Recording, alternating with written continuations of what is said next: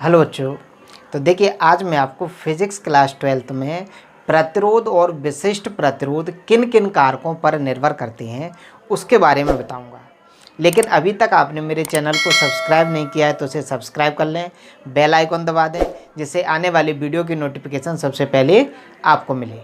तो चलिए अब हम स्टार्ट करते हैं। आज का हमारा टॉपिक है प्रतिरोध और विशिष्ट प्रतिरोध किन किन कारकों पर निर्भर करते हैं।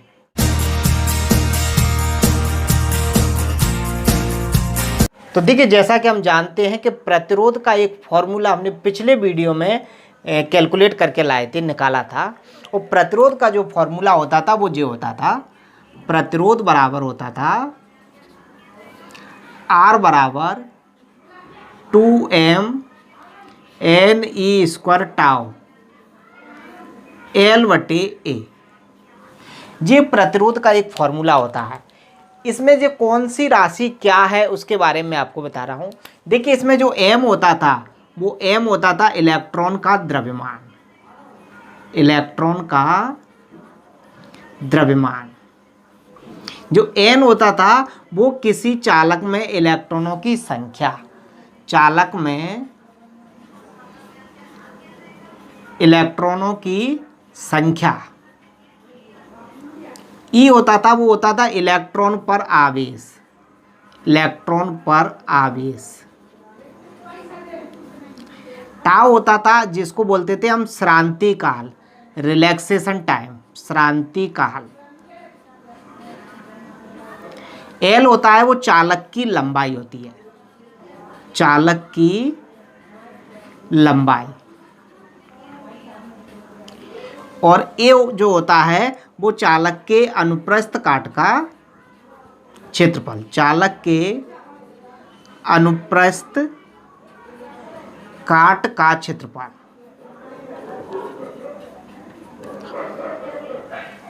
चालक के अनुप्रस्थ काट का क्षेत्रफल। अब जैसे सपोज कीजिएगा कि जे कोई चालक है,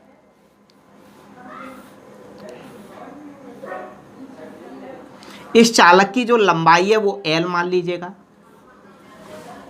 चालक के अनुप्रस्थ काट का जो क्षेत्रफल है उसको मैं कैपिटल A मान ले रहा हूं।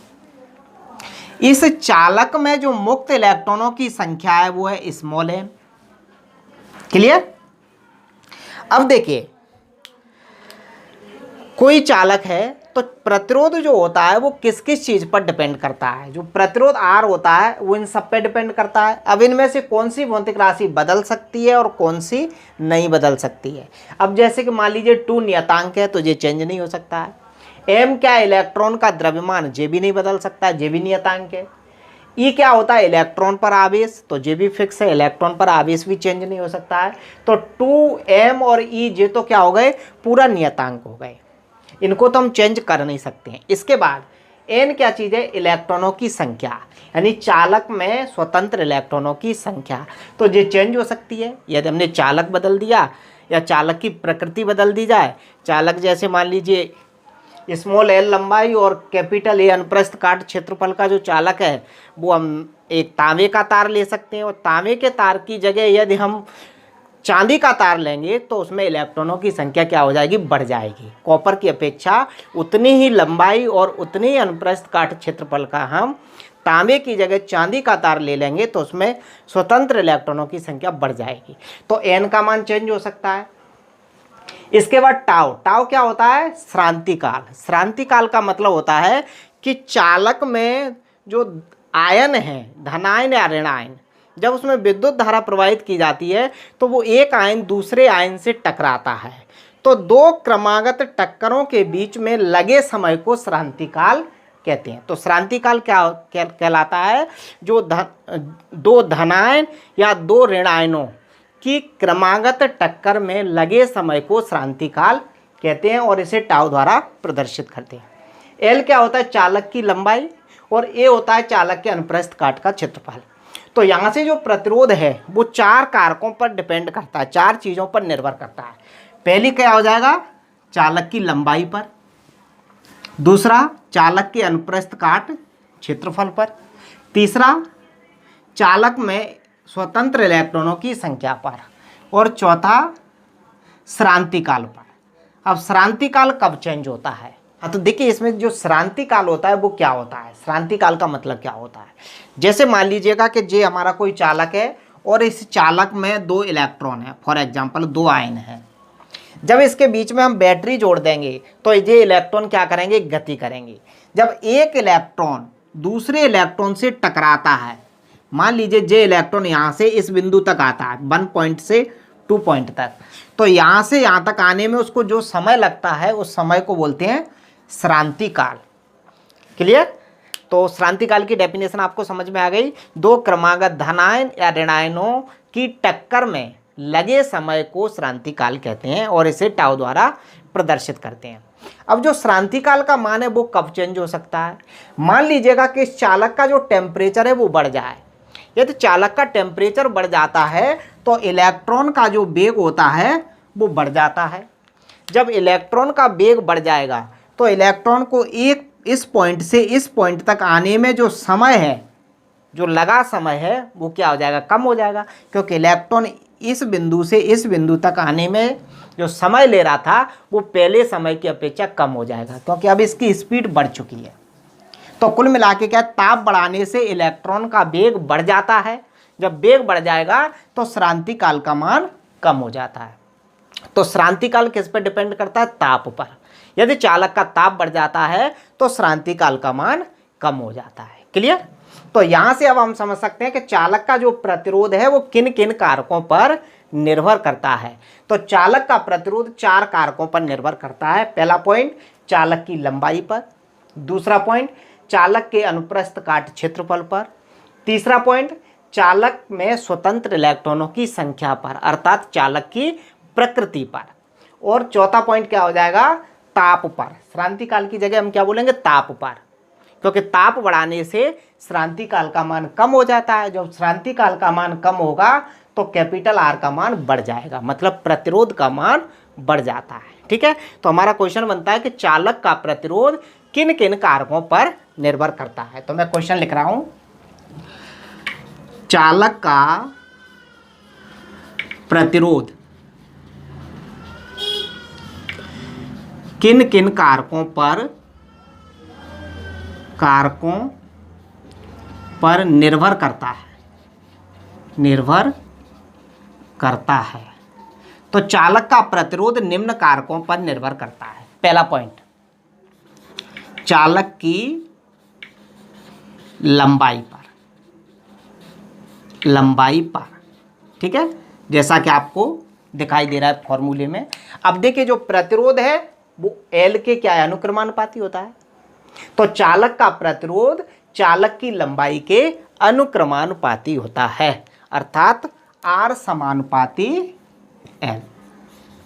तो इसका मतलब ये हुआ कि चालक की लंबाई यदि बढ़ा देंगे तो उसका प्रतिरोध बढ़ जाएगा, चालक की लंबाई कम कर देंगे तो उसका प्रतिरोध कम हो जाएगा। ठीक है? तो पहला पॉइंट समझ गए, चालक का प्रतिरोध चालक की लंबाई के अनुक्रमानुपाती होता है, अर्थात R समानुपाती स्मॉल l।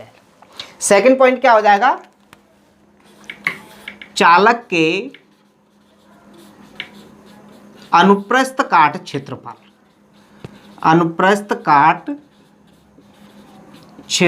पर, चालक के अनुप्रस्थ काट क्षेत्रफल पर। तो देखिए चालक का जो प्रतिरोध है वो अनुप्रस्थ काट क्षेत्रफल के क्या है, व्युत्क्रमानुपाती है। एक यहाँ पर दिया, नीचे दिया है।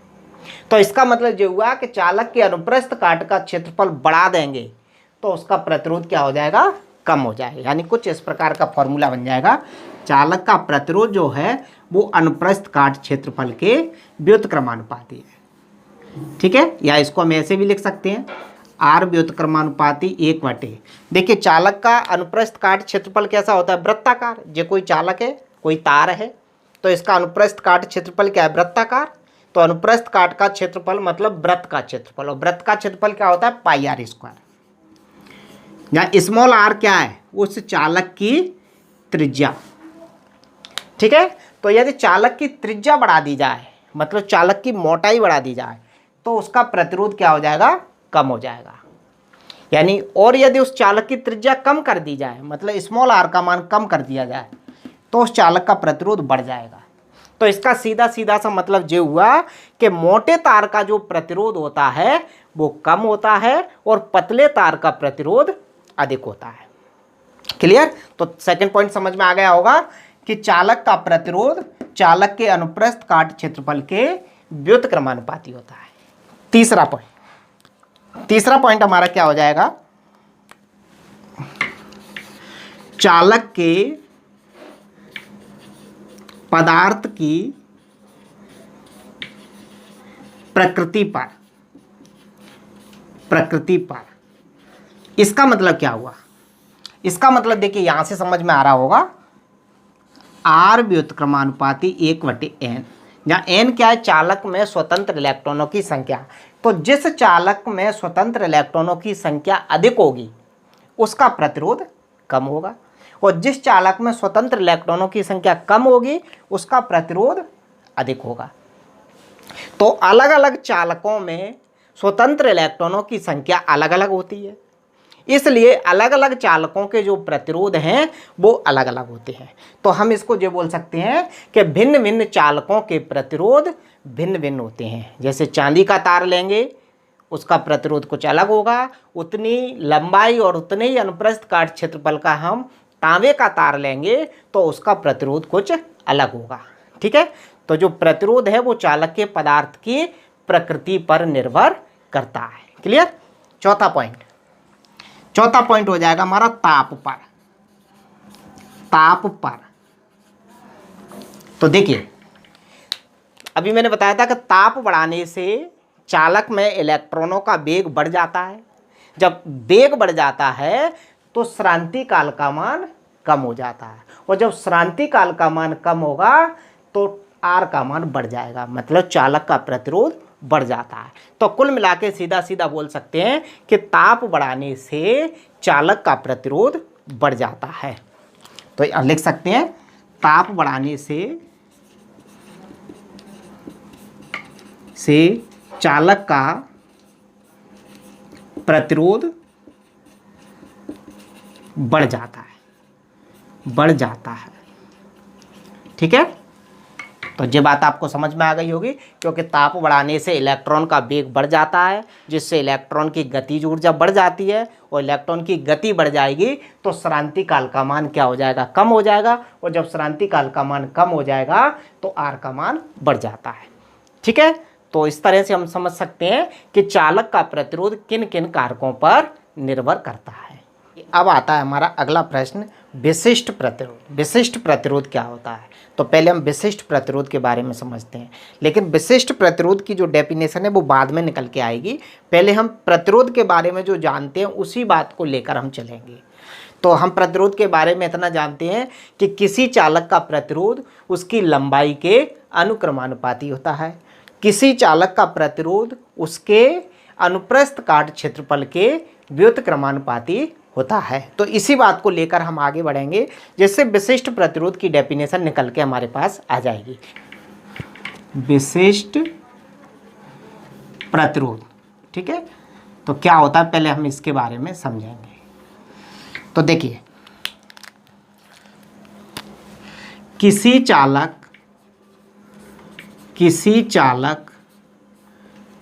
का प्रतिरोध,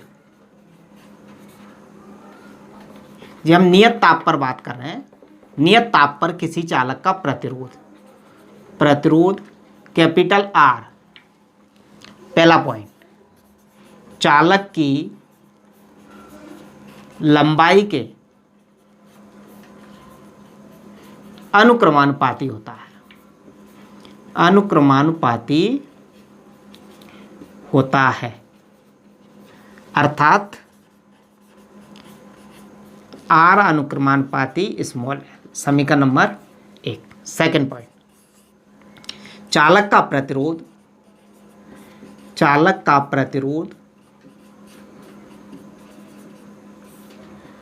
उसके अनुप्रस्थ काट क्षेत्रफल के व्युत्क्रमानुपाती होता है, व्युत्क्रमानुपाती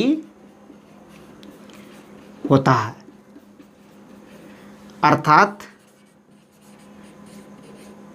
क्या हो जाएगा, आर व्युत्क्रमानुपाती 1/a। ये समीकरण नंबर 2। तीसरा पॉइंट हम एक चीज और लिख दें, चालक के पदार्थ की प्रकृति पर निर्भर करता है। चालक के पदार्थ की प्रकृति पर निर्भर करता है। ठीक है, इसके लिए हम कोई इक्वेशन नहीं लिख रहे हैं, हम पहले ही समझ चुके हैं इस बात को। ठीक है, जिस समीकरण 1 और 2 को क्या कर दें, हम मिला दें। समीकरण 1 व 2 को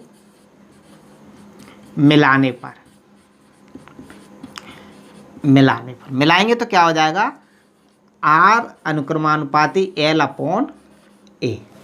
जी अनुक्रमानुपाती यहाँ से हटाएंगे तो एक नियतांक लगाएंगे, तो R बराबर जो नियतांक लगाएंगे वो रो नियतांक होगा और L/A। जहाँ रो है इसी को हम विशिष्ट प्रतिरोध बोलते हैं। यहाँ रो एक नियतांक है जिसे चालक का विशिष्ट प्रतिरोध कहते हैं। मैं इस बात को इधर लिख दे रहा हूँ, जहाँ रो एक नियतांक है जिसे चालक का विशिष्ट प्रतिरोध कहते हैं। विशिष्ट प्रतिरोध कहते हैं। ठीक है, तो रो क्या है, विशिष्ट प्रतिरोध। अब इसकी हमें डेफिनेशन निकालनी है। यहां से तो हम लिखेंगे यदि L बराबर 1 मीटर, यानी चालक की लंबाई कितनी है, एक अंक मीटर, और A बराबर 1 वर्ग मीटर। चालक के अनुप्रस्थ काट का क्षेत्रफल कितना है, एकांक वर्ग मीटर। ये वैल्यू इस इक्वेशन में रख दें हम, तब क्या आ जाएगा, तब आएगा R बराबर रो। तो यहां से इसकी डेफिनेशन निकल के आएगी कि एकांक लंबाई और एकांक अनुप्रस्थ काट क्षेत्रफल वाले चालक के प्रतिरोध को ही उसका विशिष्ट प्रतिरोध कहते हैं। एकांक लंबाई तथा एकांक अनुप्रस्थ काट क्षेत्रफल वाले चालक के प्रतिरोध को ही उसका विशिष्ट प्रतिरोध कहते हैं। तो मैं इस बात को लिख दे रहा हूं, एकांक लंबाई व एकांक अनुप्रस्थ काट क्षेत्रफल, एकांक अनुप्रस्थ काट क्षेत्रफल, एकांक अनुप्रस्थ काट क्षेत्रफल वाले चालक के प्रतिरोध को ही उसका विशिष्ट प्रतिरोध कहते हैं। उसका विशिष्ट प्रतिरोध कहते हैं। तो विशिष्ट प्रतिरोध की डेफिनेशन समझ में आ गई होगी आपको। अब यहां से आता है इसका मात्रक और विमीय सूत्र। तो देखिए हम यहां से रो की वैल्यू निकालेंगे, तो रो की वैल्यू निकालेंगे तो एक तो इधर गुणा हो जाएगा और L से क्या कर देंगे, भाग दे देंगे। तो देखिए यदि हम रो का मान निकालेंगे, मैं इधर निकाल रहा हूं इस इक्वेशन से, तो रो बराबर आ जाएगा RA/L। ये रो का फॉर्मूला आ गया। अब यहां से इसका मात्रक निकालें, विशिष्ट प्रतिरोध का मात्रक, तो क्या हो जाएगा, देखिए प्रतिरोध का मात्रक होता है ओम, क्षेत्रफल का मात्रक होता है वर्ग मीटर और लंबाई का मात्रक मीटर। 1 मीटर से मीटर कैंसिल हो जाएगा, तो इसका मात्रक क्या आ जाएगा, ओम इंटू मीटर। तो विशिष्ट प्रतिरोध का मात्रक होता है ओम इंटू मीटर। क्लियर। यहां से इसका विमीय सूत्र निकालें, तो विमीय सूत्र क्या आ जाएगा, विमीय सूत्र देखिए प्रतिरोध मतलब ओम, और सॉरी ओम मतलब प्रतिरोध, और प्रतिरोध का विमीय सूत्र हमने निकाला था, वो जे निकल के आया था ML2T-3 A-2। ये प्रतिरोध का विमीय सूत्र था। और मीटर मतलब लंबाई, तो लंबाई का क्या हो जाएगा, L। इसको हम और सेपरेट करेंगे तो ये आ जाएगा ML3T-3 A-2। तो ये हमारा विशिष्ट प्रतिरोध का विमीय सूत्र हो जाएगा ML3T-3A-2। तो इस तरह हम विशिष्ट प्रतिरोध के बारे में समझ सकते हैं। ये अब आता है हमारा अगला प्रश्न कि चालक का विशिष्ट प्रतिरोध किन किन कारकों पर निर्भर करता है। चालक का विशिष्ट प्रतिरोध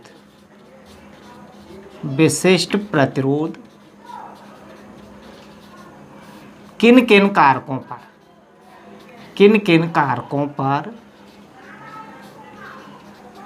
निर्भर करता है। तो इसको समझना थोड़ा सा। देखिए, चालक का विशिष्ट प्रतिरोध क्या होता है। चालक का विशिष्ट प्रतिरोध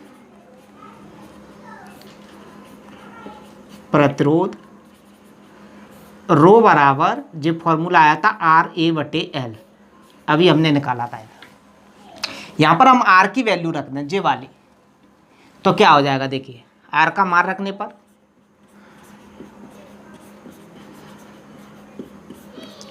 जब R की वैल्यू रखेंगे तो रो बराबर आ जाएगा। देखिए, R का मान है 2m/n² टाउ L/A। ये किसकी वैल्यू रख दी हमने, R की वैल्यू, और ये जैसे का जैसा A/L। क्लियर। देखिए, L से L कैंसिल हो जाएगा और A से, तो रो बराबर क्या आ जाएगा हमारे पास 2m/ne² टाउ। चालक का जो प्रतिरोध है वो किन किन कारकों पर निर्भर करेगा। तो देखिए, चालक का जो प्रतिरोध है एक तो चालक में इलेक्ट्रॉनों की संख्या पर निर्भर करेगा और दूसरा श्रांति काल पर। बाकी 2m और e ये क्या है, सभी नियतांक हैं जो मैंने अभी आपको बताए थे। तो एक तो किस पर डिपेंड करेगा, चालक में इलेक्ट्रॉनों की संख्या पर, यानी कि चालक के पदार्थ की प्रकृति पर। क्लियर। और दूसरा किस पर डिपेंड करेगा, श्रांति काल पर। और श्रांति काल किस पर डिपेंड करता है, ताप पर, क्योंकि ताप बढ़ाने से श्रांति काल का मान कम हो जाता है, और जब श्रांति काल का मान कम हो जाएगा तो उसका विशिष्ट प्रतिरोध बढ़ जाएगा। क्लियर। तो चालक का जो विशिष्ट प्रतिरोध है वो निम्न दो कारकों पर निर्भर करता है। तो मैं लिख दे रहा हूं, चालक का विशिष्ट प्रतिरोध निम्न दो कारकों पर निर्भर करता है। नंबर 1, चालक के पदार्थ की प्रकृति पर, एक तो इस पर डिपेंड करता है, और दूसरा चालक के ताप पर। दो चीजों पर निर्भर करता है, चालक के पदार्थ की प्रकृति पर और चालक के ताप पर। यानी कि चालक में स्वतंत्र इलेक्ट्रॉनों की संख्या यदि अधिक होगी तो उसका विशिष्ट प्रतिरोध कम होगा। क्लियर। और चालक का यदि ताप बढ़ जाता है, ताप बढ़ा दिया जाता है, तो श्रांति काल का मान क्या हो जाएगा, कम हो जाएगा। जब श्रांति काल का मान कम हो जाएगा तो विशिष्ट प्रतिरोध का मान बढ़ जाएगा। ठीक है।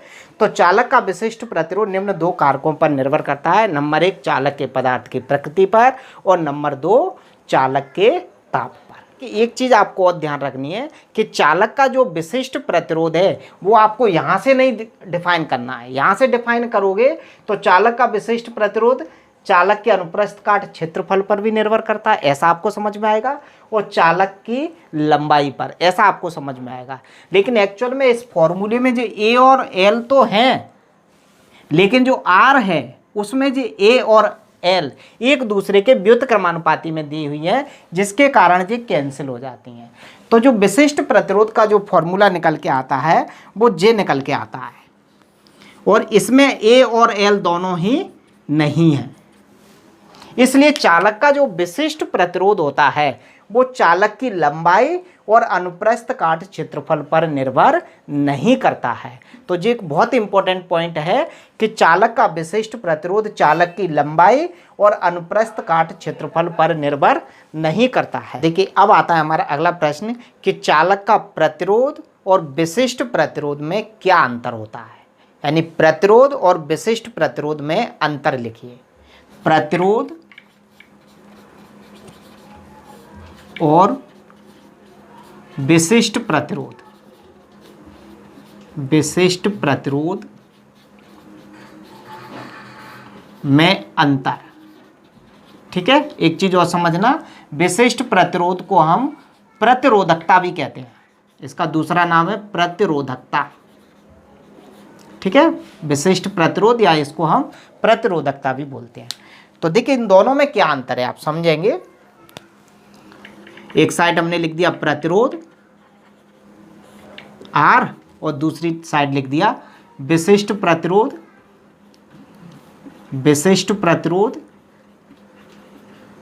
रो या प्रतिरोधकता भी बोल सकते हैं। तो देखिए इनमें अंतर कैसे लिखेंगे। पहला पॉइंट क्या हो जाएगा, पहला पॉइंट प्रतिरोध की डेफिनेशन लिख दो कि कोई चालक विद्युत धारा के मार्ग में जो रुकावट डालता है उसे उस चालक का प्रतिरोध कहते हैं। विशिष्ट प्रतिरोध की डेफिनेशन हमने वो लिखवाई है, एकांक लंबाई व एकांक अनुप्रस्थ काट परिच्छेद क्षेत्रफल वाले चालक के प्रतिरोध को ही उसका विशिष्ट प्रतिरोध कहते हैं। तो पहला पॉइंट तो दोनों की डेफिनेशन हो जाएगा। ठीक है, सेकंड पॉइंट हमारा क्या हो जाएगा, जो प्रतिरोध होता है वो चालक की लंबाई और अनुप्रस्थ काट क्षेत्रफल पर निर्भर करता है। चालक का प्रतिरोध चालक की लंबाई और अनुप्रस्थ काट क्षेत्रफल पर निर्भर करता है। जो विशिष्ट प्रतिरोध का फॉर्मूला निकल के आया था उसमें A और L दोनों ही नहीं होते हैं, यानी विशिष्ट प्रतिरोध जो होता है वो चालक की लंबाई और अनुप्रस्थ काट क्षेत्रफल पर निर्भर नहीं करता है। क्लियर, प्रतिरोध L और A दोनों पर निर्भर करता है, विशिष्ट प्रतिरोध निर्भर नहीं करता है। तो सेकंड पॉइंट समझ जाएंगे आप। थर्ड पॉइंट जो होता है कि जो प्रतिरोध का मात्रक होता है वो होता है ओम, और विशिष्ट प्रतिरोध का हमने निकाला था क्या होता था, ओम इंटू मीटर। क्लियर, प्रतिरोध का मात्रक ओम होता है, विशिष्ट प्रतिरोध का मात्रक ओम इंटू मीटर होता है। विमीय सूत्र लिख देंगे चौथे पॉइंट में। प्रतिरोध का विमीय सूत्र होता था ML2 T-3 A-2। विशिष्ट प्रतिरोध का निकल के आया था ML3 T-3 A-2। ठीक है, तो पहला पॉइंट दोनों की डेफिनेशन, दूसरा पॉइंट प्रतिरोध चालक की लंबाई और अनुप्रस्थ काट क्षेत्रफल पर निर्भर करता है, विशिष्ट प्रतिरोध लंबाई और अनुप्रस्थ काट क्षेत्रफल पर निर्भर नहीं करता है। इसका मात्रक ओम होता है, इसका मात्रक ओम इंटू मीटर, इसका विमीय सूत्र होता है ML2 T-3 A-2, विशिष्ट प्रतिरोध का ML3 T-3 A-2। क्लियर, तो प्रतिरोध और विशिष्ट प्रतिरोध के बारे में आप समझ सकते हैं। यहाँ से एक बहुत ही इंपॉर्टेंट ऑब्जेक्टिव कभी कभी एग्जाम में पूछ लिया जाता है कि विशिष्ट प्रतिरोध जो होता है वो चालक की लंबाई और अनुप्रस्थ काट क्षेत्रफल पर निर्भर करता है, सत्य या असत्य। तो ये बात असत्य है। ठीक है, विशिष्ट प्रतिरोध लंबाई और अनुप्रस्थ काट क्षेत्रफल पर निर्भर नहीं करता है, यह पदार्थ पर निर्भर करता है। ठीक है, यह पदार्थ का गुण है। ठीक, तो इस तरह आज के वीडियो में आपने प्रतिरोध और विशिष्ट प्रतिरोध के बारे में समझा। अगर आपको मेरा वीडियो पसंद आया है तो इसको लाइक करें, दोस्तों में शेयर करें, कमेंट करें। तब तक गुड बाय, टेक केयर, मिलते हैं फिर नई एक वीडियो।